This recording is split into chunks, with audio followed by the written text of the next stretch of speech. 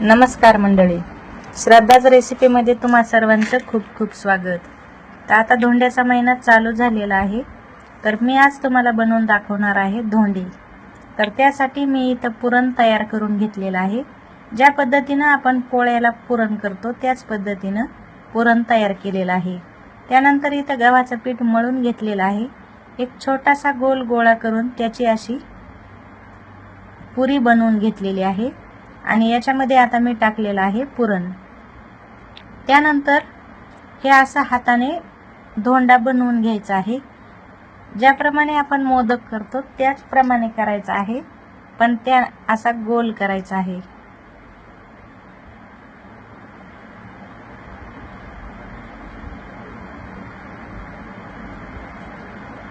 तर पहा, मी असा धोंडा बनवलेला आहे. आणखी एक तुम्हाला बनवून दाखवते. असा छोटासा पिठाचा गोळा करून हाताने असा गोल गोल करून घ्यायचा आहे.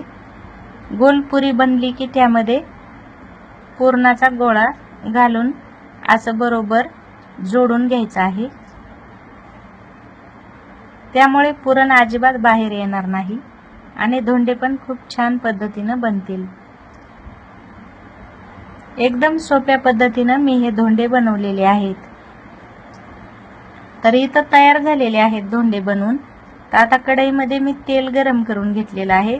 त्यामध्ये एक एक करून आपल्याला हे तळून घ्यायचे आहेत.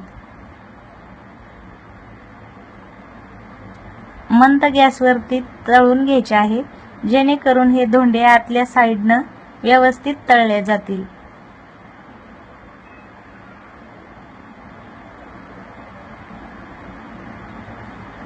व्हिडिओ आवडला तर व्हिडिओला लाईक करा, शेअर करा आणि चॅनलला सबस्क्राईब नसेल केलं तर नक्की सबस्क्राईब करा.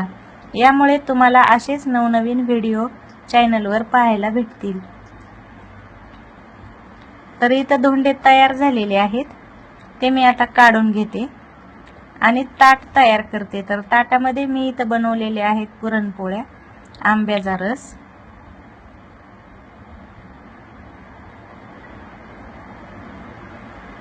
कुरडया, पापड्या आणि हे जे मी तांदळाच्या पिठाचे कंगण बनवलेले आहेत, याचा पण व्हिडिओ चॅनलवर अपलोड केलेला आहे.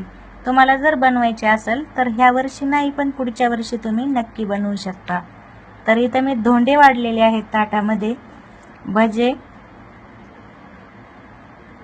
आणि आता तूप मी पोळीवर टाकणार आहे.